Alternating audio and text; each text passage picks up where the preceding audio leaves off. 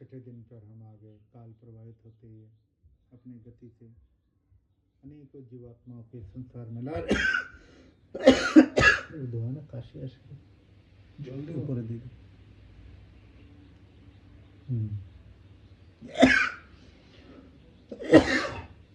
धुआं चढ़ जाए ना गले लगे। हम सब मिलकर स्वर्गीय दिवंगत श्री अरविंदो जी के आत्म कल्याण सदगति के लिए प्रभु से प्रार्थना के पिता आपने जिस जीवन और जन्म में जिस परिवार और लोक में उनकी आत्मा को व्यवस्थित किए, वहाँ उन्हें आत्म कल्याण और सदगति प्रदान कीजिए। समस्त परिवार को, उनकी धर्मपत्नी, बच्चों को, पूरे आत्मजनों को, रिश्तेदारों को, सगे संबंधियों को इस दारुण वियोग व्यथा को सहन करने की शक्ति, सामर्थ्य, बल, धैर्य और संबल प्रदान कीजिए।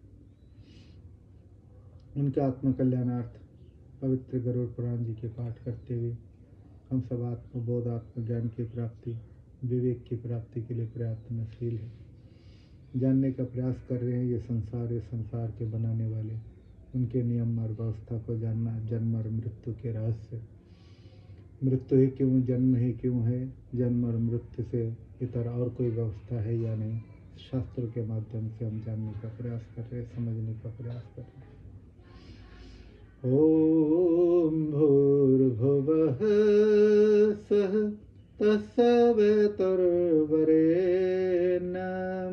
भर्गो देवस्य धीमहि धियो यो नः प्रचोदयात्।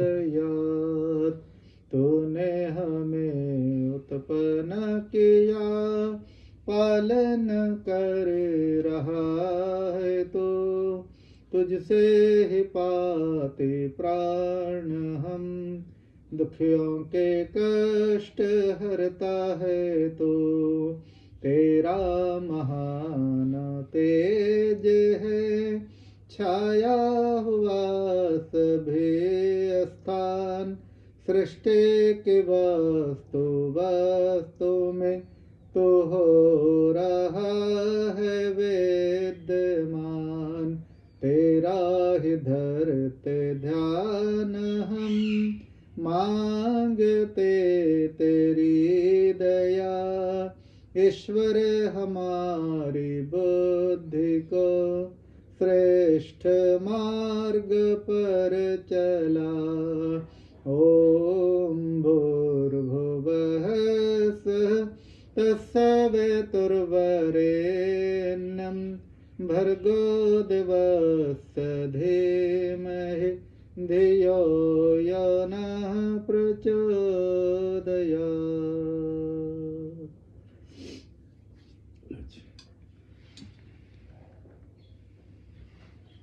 ओम अमृतोपस्तरणमसि स्वाहा। ओम अमृतापिधानमसि स्वाहा। ओम सत्यम यशः श्रीर्मयि श्री श्रेतां स्वाहा।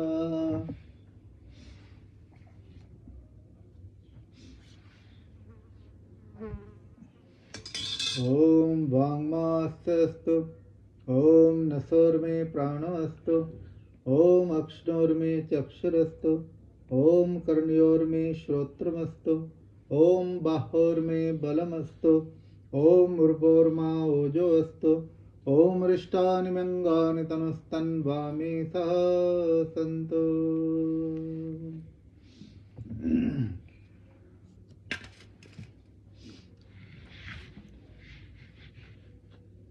संसार में ईश्वर पिता की उस व्यवस्था में सम्मिलित होते हुए, जिसके शासन में सूर्य उदय होता है, अस्त होता है, चंद्रमा की कलाएं घटती बढ़ती है, हवाएं बहती है, काल आंधी का रूप लेता है, समुद्र कभी विशाल तरंगों के साथ अपने परिचय देते हैं। ये सारा खेल अद्भुत विचित्र है, पर खिलाड़ी कोई और है जो परमात्मा है। पाठ करते हैं चतुर्थ दिवस के पाठ में गरुड़ पुराण जी के। हम सब जान रहे थे कि मनुष्य संसार में जब दुष्ट कर्म करता है तो उसका फल क्या होता है।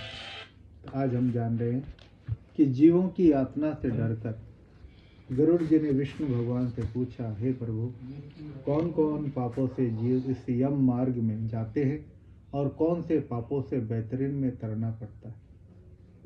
और किन पापों से अंधता, मिस्र आदि नरक भोगने पड़ते, इसे विस्तार पूर्वक मुझसे कहिए। विष्णु भगवान ने कहा, हे गरुड़, जो मनुष्य सदा कुकर्म का विचार करते हैं और शुभ कर्मों से वंचित होकर अशुभ कर्मों का पालन करते हैं, वे मनुष्य मरने पर एक नरक से दूसरे नरक में, एक दुख से दूसरे दुख और एक भय से दूसरे भय को प्राप्त होते हैं। धर्मात्मा जीव 3 मार्ग अर्थात पूर्व, पश्चिम तथा उत्तर के द्वार से यमराज के लोक को जाते हैं। जो धर्म आत्मा होते हैं पूर्व, पश्चिम, उत्तर के द्वार से यमराज के लोक को जाते हैं, और पापी प्राणी केवल दक्षिण के द्वार से यमलोक को जाते हैं। वो मैं तुमसे कहता हूँ, सुनो। दक्षिण से जाने वाले जीवों के मार्ग में वैतरणी नदी है, जो महा दुख देने वाली। उसमें जो पापी जाते हैं उनके कर्मों को कहता हूँ। ब्राह्मण, गौ, बालक, इनका घात करने वाले, मारने वाले, जो लोग ब्राह्मणों को मारते, गौओं को मारते, बालक को मारते तथा व्यभिचार से गर्भपात कराने वाले, इसके अतिरिक्त और गुप्त पापों का करने वाले जीव वैतरणी को जाते। गुरु के धन को तथा देवता के निमित्त दिए धन को, स्त्री के द्रव्य को और ब्राह्मण के द्रव्य को जो हरण कर लेते हैं, जो किसी का ऋण लेकर नहीं देता, और जो मनुष्य किसी के धरोहर को दबा लेता है। कोई विश्वास करके हमारे पास छोड़ के गया, हमने कहा तुमने तो दिया ही नहीं, वो तो कोई और ले गया। जो विश्वासघात करने वाला है और जो अन्न में विष मिलाकर खाने को देता है। कई लोग होते हैं ना, खाने में जहर जोर मिला के खिला देते, मर जाते। और दूसरे के दोष को ग्रहण करने वाला, गुण को छिपाने वाला, गुणवानों से ईर्ष्या करने वाला, सत्संग को त्याग कर नीच की संगति करने वाला, सत्पुरुषों की, तीर्थों की, शुभ कर्मों की निंदा करने वाला, पुराण, वेद, मीमांसा, न्याय, वेदांत आदि शास्त्रों पर दोष देने वाला, दुखियों को देखकर जो प्रसन्न होने वाला और जो प्रसन्न मनुष्य को दुख देने वाले, जिनका स्वभाव दुष्ट है, जो दुष्ट वचन कहने वाले और जो हित के वचन को नहीं सुनते, जो शास्त्र पुराण के वचन पर विश्वास नहीं करते, ना तो शास्त्र पुराणों को कानों से सुनते हैं, जो योग्य पुरुष को देखकर घमंड करते हैं और मूर्ख होते हुए भी अपने को पंडित समझते हैं, इन कर्मों से युक्त धर्महीन पापी मनुष्य दिन रात्रि रोते रोते यमलोक को जाते, और यमदूतों से दंड पाकर वे पापी जीव वैतरणी को जाते हैं। और जो उसके पहले के जीव उस नदी में गिरे हैं, उनको मैं तुमसे कहता हूँ, जो माता पिता, गुरु और पूज्य जनों का अपमान करते। अब कर्म व्यवस्था बता रहे कि हम इस संसार में आते हैं, एक शुभ कर्म है, एक अशुभ कर्म है। तो दोनों कर्मों को जब हम चुन लेते हैं उनमें से किसी एक को, तो उनकी गति दुर्गति क्या होती है? गति होती है सदगति। शुभ कर्म से सदगति होती है, आत्मा का उद्धार होता है, आत्मा पतितता से ऊपर उठ जाता है, आत्मा का कल्याण मार्ग प्राप्त होता है। और अशुभ मार्ग में जाने से आत्मा पतित होता है, दुखी होता है, पीड़ित होता है, पतन हो जाता है। तो जो आत्मा माता पिता, गुरु और पूज्य जनों का अपमान करते हैं, उनको वैतरणी में निवास करना पड़ता है, अर्थात पार नहीं होते, उसमें डुबकी खाते रहते हैं। जो मनुष्य पतिव्रता, शीलवती, कुलीन, विनयशील स्त्री का मन से परित्याग करता है, विवाह तो कर लिया लेकिन बहुत अच्छे व्यवहार किए, लेकिन ऐसे पत्नी का जो परित्याग करता है, वो भी वैतरणी में ही निवास करते हैं, उस नदी में गोते खाते रहते हैं। मनुष्य के प्रसिद्ध गुणों को छिपाने के लिए जो उनके अप्रसिद्ध दोषों को प्रकट करते हैं और दूसरों का अपमान करते हैं, वे प्राणी वैतरणी नदी में गिराए जाते हैं। गुणों को तो दूसरों का छिपा देते हैं। हर मनुष्य है, गुण है तो दोष है, तो मनुष्य क्या करता है, उनके गुणों का तो छिपा लेता है, बोलता नहीं, दोषों को सबके सामने बोलता है, अमुक ये है, फलाना अमुक है, दिमाग का ये, ऐसे बोलते हैं ना लोग, निंदा चुगली करते हैं। तो जो मनुष्य ब्राह्मण के लिए प्रतिज्ञा करके पूरा नहीं करते हैं अथवा बुलाकर दान नहीं देते हैं, वे वैतरणी में रहने योग्य। जो दान दे करके छीन लेते हैं अथवा देकर पछताते हैं, जो दूसरे की दी हुई जीविका का अपहरण करते हैं अथवा दान देने वालों को जो रोक देते हैं, वे वैतरणी में निवास करते। खुद तो करते नहीं और दूसरों के कामों को भी उनको भी करने नहीं देते हैं, बाधा पहुंचाते हैं। और जो यज्ञ को विध्वंस करने वाले, जो कथाओं में विघ्न देने वाले, जो खेत का दाना और गोचर भूमि को जोतते हैं, उनका व्यास वैतरणी में होता है। अर्थात गुड़, चीनी, शहद, मिठाई, घी, दूध और लवण इनको बेचने वाला शास्त्र में कही 5 प्रकार की जो वृषला है उनका पति वेदोक्त यज्ञों में कही हुई हिंसा के अतिरिक्त अपने सुख के लिए पशुओं की हिंसा करने वाला है। किसी भी प्राणी की कोई हिंसा ना करे। जैसे हमारा शरीर है वैसे प्रत्येक शरीर है, चाहे चींटी हो, हाथी हो, कुत्ता हो, बिल्ला हो, बिल्ली हो, गधे हो, कोई भी जीव हो, सबको परमात्मा ने बनाया। वो अपने आप को तो नहीं बनाया। हमारा शरीर अपने आप तो हमने नहीं बनाया, तो बनाया किसने? परमात्मा ने। तो परमात्मा की बनाई हुई चीज को कोई नष्ट करता है तो भगवान तो उसे नष्ट करेगा। जो काटता है उसे काटते हैं परमात्मा। हिंसा के अतिरिक्त अपने सुख के लिए पशुओं की हिंसा करने वाला है। कर्म से भ्रष्ट ब्राह्मण जो वेद शास्त्र के मर्यादा से रहित होकर मदिरा मांस को ग्रहण करने वाले, उनका पतन वैतरणी में होता है। इन दिनों में ये पाठ का तात्पर्य क्या है पता है? एक तो इन शास्त्रों की बातें सुनते रहने से पता लग जाता है कि शास्त्र में जीवन बिताना कैसे चाहिए। ठीक है ना? हम लोग जो उल्टा सीधे जीवन चलाते हैं तो अपने को एक रास्ता मिल जाता है कुछ देर के लिए। जो हमेशा याद रखते हैं वो तो बचाव हो जाता है, उसका बच जाता है। लेकिन जो आज सुन लिया 2 दिन रहता है प्रभाव, उसके बाद भूल जाते हैं, फिर वही चक्कर 99 का। और दूसरे जो बचे हुए हम लोग जीवन है, बचे हुए समय में हम एक सही दिशा दशा का निर्धारण कर सकते हैं कि हमें अब ऐसा नहीं करना चाहिए। करेंगे तो हाल तो यही होने वाला, सिस्टम तो यही है, उसमें हमें जाना पड़ेगा। तो कर्म से भ्रष्ट ब्राह्मण जो वेद शास्त्र की मर्यादा से रहित होकर मदिरा मांस का ग्रहण करने वाले, उनका पतन वैतरणी में होता है। जो शूद्र होकर वेद के अक्षरों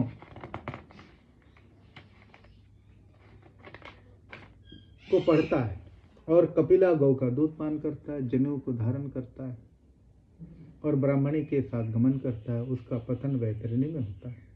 जो राजा की स्त्री को पाने की इच्छा करता है और पराई स्त्री का अपहरण करता है और जो विषय भोगों के द्वारा कन्याओं को दूषित करता है, पतिव्रता स्त्रियों से जो छल करता है, उसका वास वैतरणी में होता है। इस प्रकार जो अत्यंत निषिद्ध आचरण का पालन निर्भय होकर करते, मतलब डर भी नहीं रखते, है तो गलत काम उसको पता भी है, लेकिन बड़े डर मतलब वो होके हठ धर्मिता के साथ करते हैं, निर्भय होकर, उसको डर भी नहीं लगता। तो शास्त्रों में कहे हुए आचरण का परित्याग करते हैं, शास्त्र की बात नहीं मानता। वे मूढ़ सदा वैतरणी में निवास करते रहते हैं। पूर्व में कहे संपूर्ण मार्ग का अतिक्रमण करके तब वो पापी जीव यमलोक को जाते हैं। फिर यमराज की आज्ञा पाकर वे यमदूत उन प्राणियों को वैतरणी में डाल देते हैं। जो पहले से डाले हुए हैं अपने अपने कर्म फल पा रहे हैं और कुछ नए नए डलते भी जाते हैं। तो हे गरुड़, सब नरकों में मुख्य जो 21 प्रकार के नरक है, उनमें सबसे अधिक जो पीड़ा देने वाले हैं, उन नरकों में पापियों को यम की आज्ञा से दूत डाल देते हैं। जिसने कृष्णा गौ का दान नहीं दिया और देह की और देह क्रिया नहीं की, वो प्राणी नरकों के कठिन दुख को भोग कर यातना सहने के लिए वैतरणी के किनारे जो वृक्ष है उन पर जाते हैं।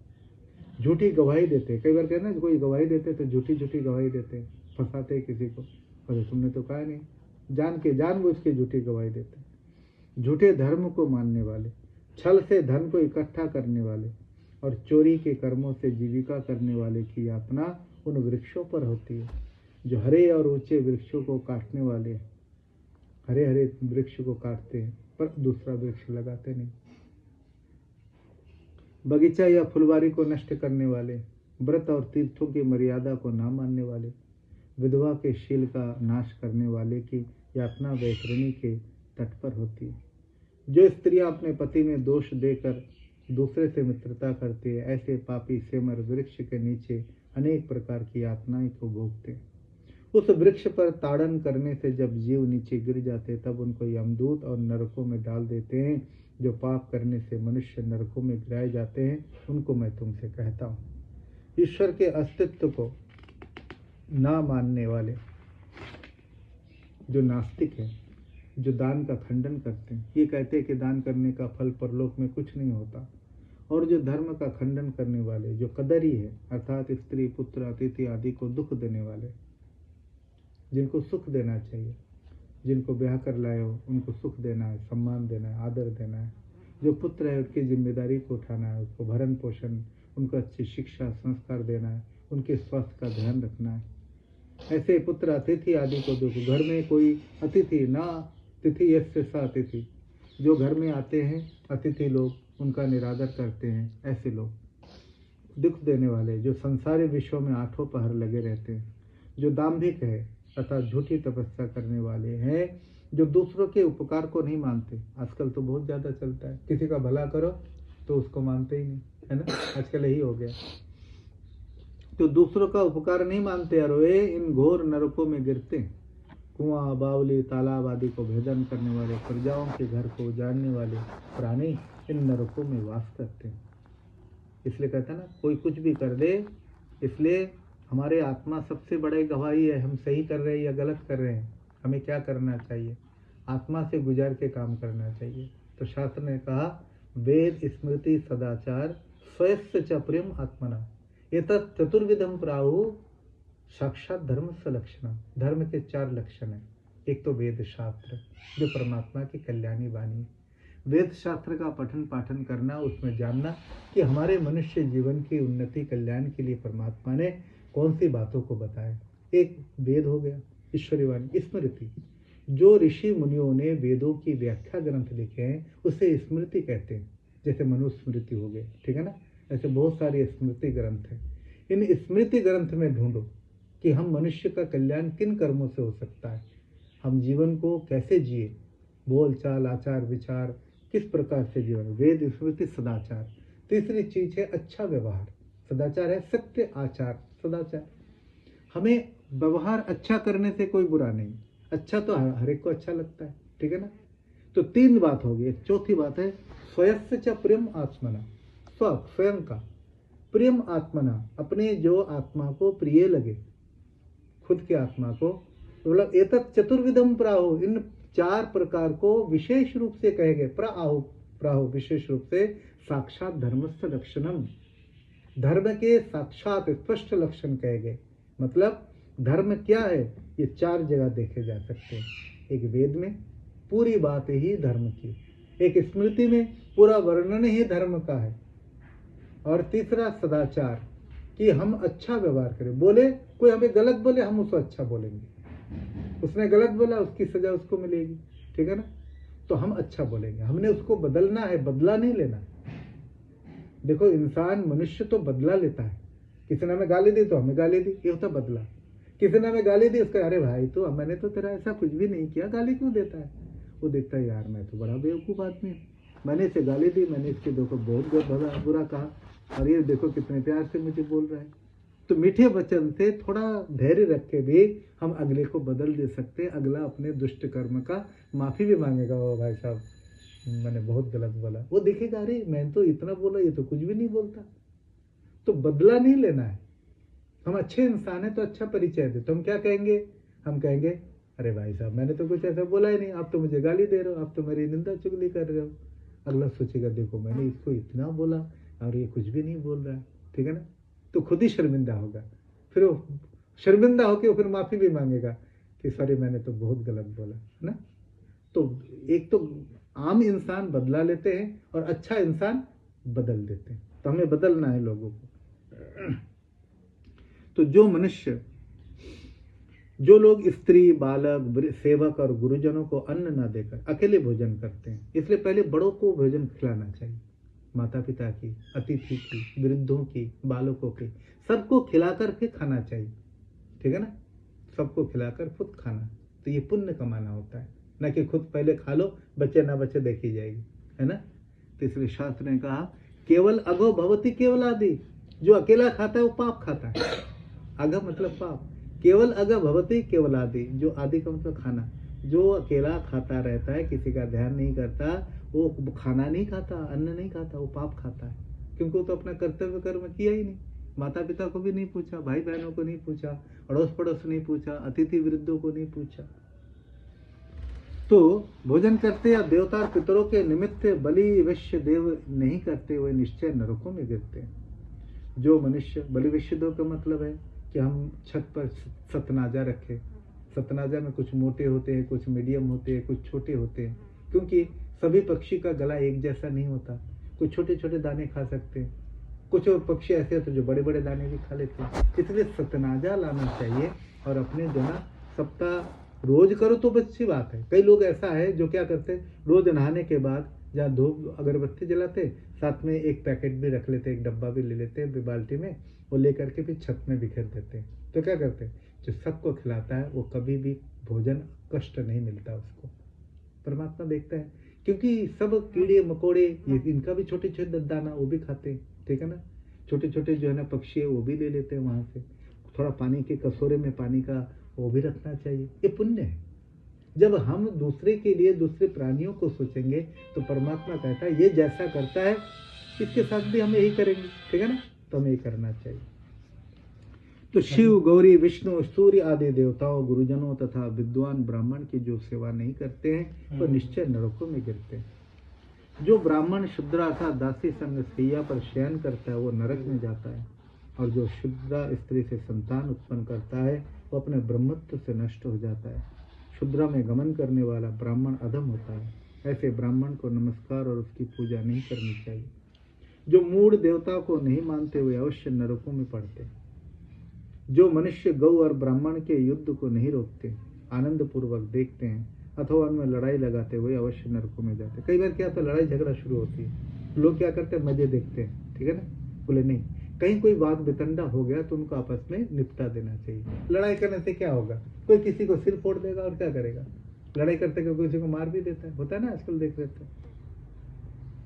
तो जो मनुष्य गौ और ब्राह्मण को युद्ध को नहीं रोकते, आनंद पूर्वक देखते हैं, मजे लेते हैं, लड़ाई लगाते हैं, वे अवश्य नरकों में जाते हैं। जो मनुष्य अपनी स्त्री से वैर मानकर स्त्री का त्याग करता है वो अवश्य नरकों में गिरता है। जो मनुष्य अपने शरीर के मल को निकाल अपने अग्नि में डाल देते, बगीचे में तथा गोओं के स्थान में मल मूत्र करते वो अवश्य नरकों में जाते हैं। तलवार आदि शस्त्रों को तथा तीर आदि को जो बनाकर द्रव्य के लोभ से बेचते हैं वे निश्चय नरकों में वास करते हैं। जो चमड़े को बेचते हैं, जो वेश्यावृत्ति से बेचते हैं शरीर को, जो व्यभिचारिणी है, जो विष को बेचने वाले हैं, वे निश्चय नरकों में गिरते हैं। जो अनाथ और दुखियों पर दया नहीं करते, जिसका कोई नहीं, जो दुखी है, दया नहीं करते और सज्जनों से विरोध रखते हैं, और जो बिना अपराध किसी को दंड देते हैं वे निश्चय नरकों में जाते हैं। किन किन कर्मों को करने से मनुष्य को ये दंड भुगतना पड़ता है उसके कैटेगरीज वो सारे बता दे रहे हैं। आशा से युक्त तो घर में आए हुए ब्राह्मण तथा अतिथि को भोजन नहीं देते हैं, दुत्कार कर चल यहाँ भाग भाग। कोई अन्न के लिए आया हुआ है और उसको भोजन नहीं खिलाता, दान नहीं करता। अच्छा, कोई किसी के पास उम्मीद लेकर जाता है ना, तो तुमने देना कितना है, रुपये देना है, 2 रुपये देना है, उसको दुत्कार दे रहा है 1-2 रुपये के लिए। तो कहते हैं जो दुत्कारता है वही दुत्कारा जाता है। जो किसी का विश्वास नहीं करते और जीवों पर दया नहीं करते, बोले ना प्रत्येक जीव पर दया करनी चाहिए। स्वामी विवेकानंद जी की जे जोन शविसे जीवे जे जोन शविसे ईश्वर, कोणता कथा था ऐसे हम हिंदी बोलते बोलते जे जोन शविसे ईश्वर, जीवे दया करे जे जोन সেই জন শবিছে ঈশ্বর, এটা না। হ্যাঁ, जीवे प्रेम करे जे जोन সেই জন শবিছে ঈশ্বর। তার মানে কি, ईश्वर इस संसार में सब जगह है, सबको परमात्मा ने बनाया। तो जो लोगों की सेवा करते, प्राणों की सेवा करते, देहधारियों की सेवा करते, क्योंकि सबके एक चींटी है, चींटी ने चींटी को खुद तो नहीं बनाया, उसको बनाया तो। अच्छा, एक बात और देखो, परमात्मा ना कितने सूक्ष्म कलाकार। हाथी तो बड़ा है बनाया। मैं कई बार एक दिन बैठा हुआ था तो देखा, एक हाथ में देखा कोई चीज चल रही है, तो मैंने ऐसे देखा, तो चश्मा पहन के पहले तो खाली आंख देखा तो पता नहीं लग रहा, चश्मा लगाया तो देखा एक बहुत ही छोटी, जिसको माकोशा कहते हैं ना, मकड़ी हिंदी में, तो देखा इतना छोटा है, मतलब वो आंखों से देख थोड़ा सा लग रहा है कि ये चल रहा है, बहुत ही बारीक, उससे छोटा हो ही नहीं सकता लगता है। तो मैं फिर सोचने लगा कि इस शरीर में जो चल रहा है, अब इसमें जरा चिंतन करो, इसमें क्या है। इसके पैर है, ठीक है, तभी चल रहा है, वो पैर कितना छोटा होगा। फिर इसके अंदर दिल भी है, जब धक धक चल रहा है, क्यों कोई चीज गति होगी तो वहां हृदय होगा, नहीं तो चीज गमन नहीं कर सकता, नहीं तो पड़ा रहेगा। तो एक दिल भी है, तो वो एक चीज, पूरा शरीर इतना सूक्ष्म है, तो दिल उसके अंदर है, वो कितना सूक्ष्म होगा। और सोचो, फिर उस दिल से जो छोटे छोटे नस नाड़ी निकली है, वो कितना सूक्ष्म होगा। तो क्या मतलब कि परमात्मा कितना सूक्ष्म कलाकार है, जिसने उस मकड़ी छोटी सी बारीक जिसको देखा नहीं जा पा रहा, उसके अंदर भी दिल आदि नस नाड़ी हाथ पैर आंख भी बनाकर चलता जा रहा है। तो कहते हैं बड़ा तो देखने से पता लगता है हाथी और जो है ना डायनासोर वगैरह, लेकिन छोटे जीव को देखकर सोचो कि परमात्मा कितना सूक्ष्म कलाकार है। इसी का चिंतन करना चाहिए। चिंतन इसका करना चाहिए, आग का गोला है ऊपर और दिखता है यहां से गोल, लेकिन यदि पता करें कि आग का जो गोला है, तो वैज्ञानिक कहते हैं कि ये गोले जो है ना, पता लगा ऊपर जिसकी हजारों किलोमीटर की शिखाएं जाती है, जैसे लहलाते हैं ना ऐसे, लेकिन हम यहां से गोल देखते हैं, है नहीं अद्भुत। चांद है पूरा मिट्टी का है, लेकिन देखो आजकल चांदनी की रात है, कितना जो है ना एकदम ट्यूब लाइट की तरह जला है ना। बोले इसका चिंतन करो, ब्रह्मांड का चिंतन करो, पिंड का चिंतन करो। ये पिंड है, यथा पिंडे तथा ब्रह्मांडे, यथा ब्रह्मांडे तथा पिंडे।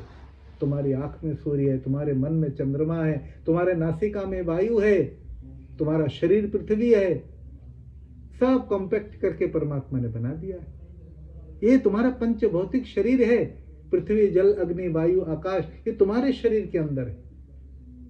तुम इसे खुद समझ नहीं पा, तुम महान हो, महान आत्मा हो। तो ये सारी चीजें जो किसी का विश्वास नहीं करते और जो जीवों पर दया नहीं करते, सब प्राणियों के संग कुटिलता करने वाले हैं, वे अवश्य नरकगामी होते हैं। संध्या वंदन कृच्छ चंद्रायन चातुर्मास आदि जो व्रत है, उनकी प्रतिज्ञा पूर्वक अंगीकार करके जिस व्यक्ति का जीवन सुरताल में बंधे हुए हो, बाजे की तरह सुरताल में बंधे ही हो। मतलब सुरताल क्या क्या मतलब है, जब कोई गीत संगीत गाता है तो थोड़ा बेसुरा हो जाने से न ढोलके वाला बजा सकता है न हारमोनियम वाला, तो कहते ना बड़ा बेसुरा गा रहा है। ऐसे ही जिसका जीवन सुरताल में बंधा हुआ है, क्या मतलब, जिसका खान पान सही है, न ज्यादा खाता है न कम खाता है, जिसना उठना बैठना सोना जागना सब नियम में बंधे हुए हैं, कब खाना है कब पीना है, इसका भी नियम पूर्वक बंधा हुआ है, वो व्यक्ति जीवन में उन्नति करता है, शरीर से स्वस्थ रहता है, मन से प्रसन्न रहता है और आत्मा में आनंद को प्राप्त करता है।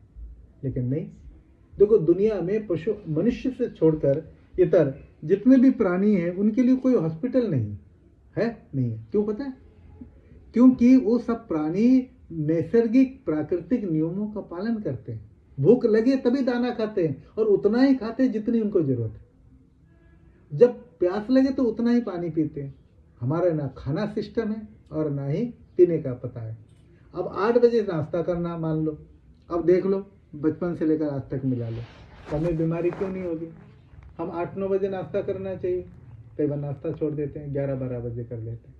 जो 12 बजे 1 या 2 बजे दोपहर का भोजन करना चाहिए, कई बार हम काम काज ऐसे हो जाते हैं अनदेखी कर देते हैं, तो 4 बजे खा लेते हैं। और फिर जो रात को 7-8 बजे भोजन करना चाहिए, कई बार आप 11 बजे करते हैं। तो क्या होगा? हम खुद ही नियम का पालन नहीं कर रहे हैं, तो बीमारी किसको होगी? कहते कोई व्यक्ति यदि खाने का नियम का पूरी तरह से पालन करे वो बीमार नहीं पड़ेगा। हमारा खाने पीने का कोई सिस्टम ही नहीं है। फिर खाना प्राकृतिक भी नहीं खाएंगे, उटपटांग चीजें खाएंगे, फ्रिज में रखा हुआ खाएंगे, कंपनी का बनाया हुआ 15-20 दिन 1.5 महीना का रखा हुआ है, बस गर्म करके दे देंगे, तो हम नहीं बीमार पड़ेंगे तो कौन बीमार पड़ेगा? पिज्जा बर्गर नूडल जो कौन सा मोटो अजीना मोटो वगैरह देके बनाते हैं, जो शरीर के लिए बड़ा घातक है, वो विरुद्धा असर है, इनको पता है, क्योंकि ये स्वाद को नष्ट कर देता है और बीमारियां बनाता है, और उसी को हम चटकारे ले लेकर खाते रहते हैं। चलो एक दिन तो कोई बात नहीं, कई लोग ऐसे हैं हमेशा ही खाते रहना, पिज्जा बर्गर फिर नूडल्स वगैरह। अरे घर का खाना खाओ ना, भात खाओ, रोटी खाओ, दाल खाओ। पिज्जा खाते हो, बर्गर खाते हो? कभी कभी तो ठीक है, कभी कभी खाया करो, ठीक है। नूडल्स वो भी कभी कभी, रोज खाता है। तो मतलब ये है कि भाई माँ जो हाथ से बनाते हैं ना, उस खाने को खाओ, कभी बीमार नहीं पड़ोगे, ठीक है ना। तो कहते हैं जो मित्रों से द्रोह करने वाले, प्रीति और आशा लगाकर पीछे भंग करते हैं, वे अवश्य नरकगामी होते हैं। किसी को भरोसा दिया तो उस भरोसे को बनाए रखो। विवाह देवयात्रा और तीर्थ के साथ में रहने वाले जो भ्रष्ट करते हैं, वे निश्चय घोर नरकों में पड़ते हैं। और किसी का जो काम बिगाड़ते हैं, है ना। काम धाम कुछ है नहीं, अगले के रास्ते में रोड़ा बन जाना, तो इसका तो फल मिले। हर एक कर्म का अवश्य में भक्तव्यम कृतम कर्म शुभाशुभम, शास्त्र कहते हैं कि अवश्य ही किए हुए शुभ और अशुभ कर्म का फल तुम्हें भोगना ही पड़ेगा। भोगना नहीं पड़ेगा, भोगना ही पड़ेगा। जो अच्छा किया अच्छा, जो बुरा किया बुरा। तो कभी भी इससे किसी प्रकार की मुक्ति नहीं है। कर्म कभी भी क्षमा नहीं होंगे। हम कहने को कहते प्रभु क्षमा कर देना, परमात्मा का भी अख्तियार नहीं है कि हमारे कर्म को क्षमा कर सके। परमात्मा नहीं कर सकते, करेंगे भी नहीं। कहने को हम कह देते हैं, कभी भी किसी भी कर्म का परमात्मा माफ कर ही नहीं सकते, क्योंकि ये उनकी दंड व्यवस्था है। यदि सबको माफ करते रहे तो दंड किसको मिलेगा भाई? ठीक है कि नहीं? तो सजा कभी माफ नहीं होती। कहने को तो जरूर कह दे, हे प्रभु मेरे बाप माफ कर देना, माफ कर देना। ये हमने कह तो जरूर लिया। किसी भी कर्म का कभी भी माफी नहीं मिलती। दुनिया के लोग भले ही माफी कर दे, परमात्मा माफ नहीं करते।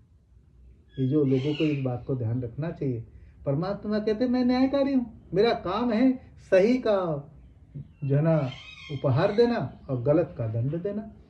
किसी ने गलत किया तो माफी मांगने से किसी पर अत्याचार, किसी का कत्ल कर दिया, कहते प्रभु मुझे माफ कर दो, तो जो कत्ल हो गया उसका क्या दोष था भाई? माफी तो इसको मिल गई, तो ये तो अन्याय हो गया ना। तो परमात्मा अन्याय कभी नहीं करते, वो तो न्यायकारी है। वो सबको एक समान ही सजा देंगे।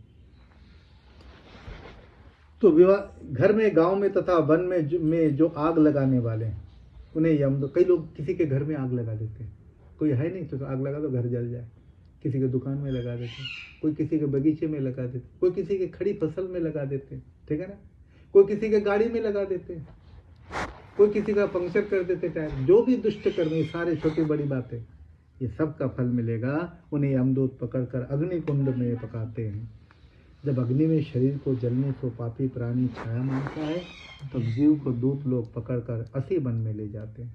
बड़ी कठिनाइयों से उठकर दीनता पूर्वक यमदूत को देखता है, लंबी सांसें लेता है, परंतु वृक्ष, गुल्म, कंद, लता, वल्ली, पर्वत, तृण, घास आदि को स्थावर करते हैं, तो उनको स्थावर की योनि में भोगने को मिलता है। कीट, पशु, पक्षी, जलचर आदि 84 लाख देव योनियां हैं। इनमें भ्रमण करके मनुष्य का जन्म मिलता है, परंतु जो नरक से आकर मनुष्य होते हैं वे चांडाल आदि के घर जन्म लेकर पूर्व में किए पाप चिन्ह से बहुत दुखी होते हैं। अच्छा, हम पिछले जन्म में क्या थे और अब जन्म में क्या बन गए हैं, इसका प्रमाण ये है कि हमारा जन्म होता है कि जहाँ से हम होकर आ रहे हैं। अब देखो, कोई तो अरबपति घर में जन्म लेता है और कोई झुग्गी झोपड़ी भी जन्म लेता है ना। तो कारण क्या है? सबका अपना अपना कर्म फल है। कोई जन्म लेता है तो दूध पीने को नहीं है, भूखे मर जाते हैं, और कोई ऐसा खाए क्या, उसका कोई हिसाब नहीं है, क्या खिलाया जाए। कोई मीडियम सा है, खाना है भी, कोई कम ज़्यादा नहीं तो कम भी नहीं, और कोई ऐसा है जिसके घर में अन्न का दाना भी नहीं। सब दुनिया में दिखाई देता है। बस केवल देखना है परमात्मा का जो कहर है, परमात्मा को जो दंड व्यवस्था है, सब जगह दिखाई देता है। स्त्री हो चाहे पुरुष, नरक के चिन्ह से अर्थात दलित, कुष्ठ तथा जन्म के अंधे अथवा और भी भयानक रोगों से पीड़ित होते हैं। तो आज पाठ के 4th अध्याय समाप्त होता है। आगे से हम पढ़ेंगे, 5वें अध्याय में जानेंगे जीवन को बहुत अच्छी तरह से।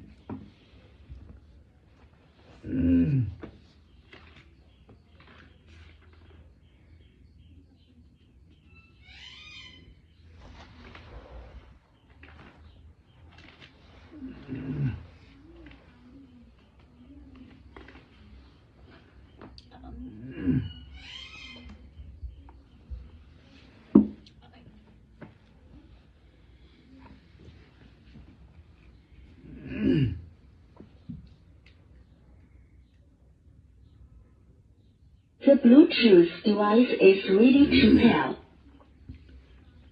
तेरे 4 दिन दे ये जिंदगानी, ओ बंदे आगमान ना करे। तेरे 4 दिन दे ये जिंदगानी, ओ बंदे आगमान ना करे। जिमें लंघ जावे न ते आदा पाने, ओ बंदे आगमान ना करे। जिवें लंघ जावे न ते आदा पाने, ओ बंदे आगमान ना करे। तेरे 4 दिन दे जिंदगानी, ओ बंदे आगमान ना करे। थोड़े दिन दे इत्थे रुत है बहार दे, थोड़े दिन दे इत्थे रुत है बहार दे। पतझड़ आनी सफेद खलार दे, पतझड़ आनी सफेद खलार दे।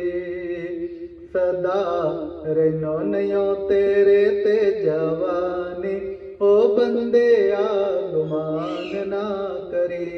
सदा रहनो नयो तेरे ते जवानी, ओ बंदे आगमान ना करे। तेरी 4 दिन दे जिंदगानी, ओ बंदे आगमान ना करे। हड्डिया दे मुठ तेरी देह दा मकाने, हड्डिया दे मुठ तेरी देह दा मकाने। खोड़े केरी गल उत्ते तेनू अभिमाने, खोड़े केरी गल उत्ते तेनू अभिमाने। इत्थे बड़े बड़े हो गए अभिमानी, ओ बंदे आगमान ना करे। इत्थे बड़े बड़े हो गए अभिमानी, ओ बंदे आगमान ना करे। तेरी 4 दिन दिए तेरे 4 दिन दिए जिंदगानी, ओ बंदे आगमान ना करे।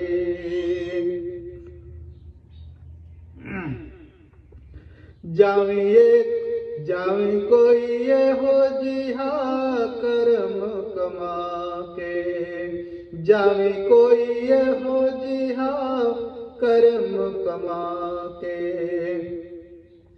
जग वाले ना तेरा लेन बड़या के, जग वाले ना तेरा लेन बड़या के। जदो छिड़े तेरी पते के कहानी, ओ बंदे आगमान ना करे। जदो छिड़े तेरी पते के कहानी, ओ बंदे आगमान ना करे। तेरी 4 दिन दिए जिंदगानी, ओ बंदे आगमान ना करे। जिवें लंघ जावे नदिया दा पानी, ओ बंदे आगमान ना करे। तेरी 4 दिन दिए जिंदगानी, ओ बंदे आगमान ना करे। हमारी 4 दिन की जिंदगी है, हम अहंकार ना करें, इस संसार में प्रेम से चले, अपने कर्तव्य का पालन करें, माता पिता की सेवा करें, बड़ों का सम्मान करें। और जीवात्मा की क्या गति होती है? गति जीव आत्मा की कोई समझाए, कहाँ से ये आए कहाँ लौट जाए। गति जीव आत्मा की कोई समझाए, कहाँ से ये आए कहाँ लौट जाए। कहाँ से ये आए कहाँ लौट जाए। कभी इसका आना जाना किसी ने न जाना, कहाँ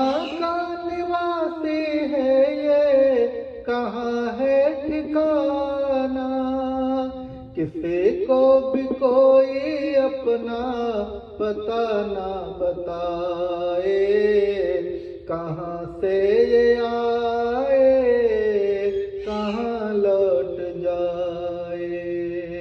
गति जीव आत्मा की कोई समझाए, कहाँ से ये आए कहाँ लौट जाए।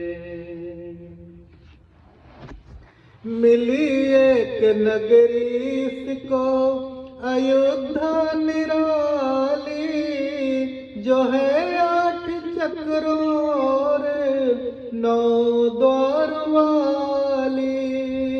सिर्फ 4 दिन ही इसका शहंशाह कहाए, कहाँ से ये आए कहाँ लौट जाए।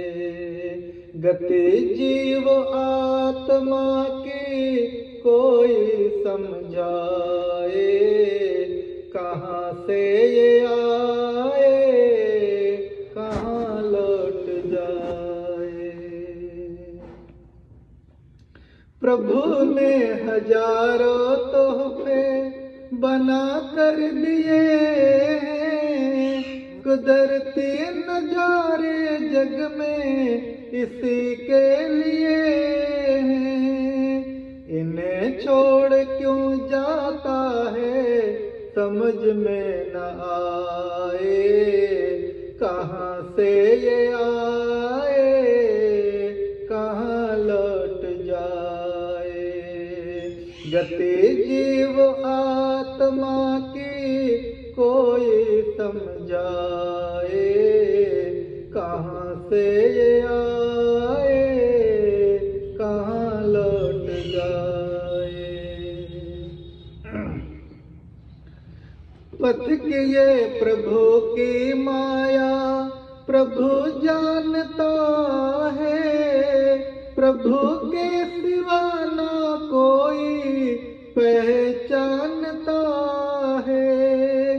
जो महान शक्ति सारे विश्व को चलाए, कहाँ से ये आए कहाँ लौट जाए। गति जीव आत्मा की कोई समझाए, कहाँ से ये आए कहाँ लौट जाए। कहाँ से ये आए कहाँ लौट जाए। कहाँ से ये आए कहाँ लौट जाए। कहाँ से आए कहाँ लौट के गए कुछ भी नहीं मालूम, सब मालूम परमात्मा को है। उन्हीं से हम प्रार्थना करें प्रभु अपने आत्मा कल्याण और सद्गति प्रदान करना। श्री अरविंद जी जीवन काल 50-55 के करीब इस संसार में अपने जीवन जीने के लिए अनुमति दिया है। पूरे परिवार में उनके जाने के बाद जो वियोग व्यथा हुई, इन्हें संभालने के लिए अब शक्ति सामर्थ्य बल धैर्य प्रदान करना। परिवार में सुख समृद्धि हो, उनका आत्म कल्याण और सद्गति को। ओम दः शान्तिरन्तरिक्षं शान्ति, पृथिवी शान्तिरापः शान्तिरोषधयः शान्तिः, वनस्पतयः शान्तिर्विश्वे देवा शान्तिर्ब्रह्म शान्ति, सर्वं शान्ति शान्तिरेव शान्ति, सामा शान्तिरेधि। ओम शान्ति शान्ति।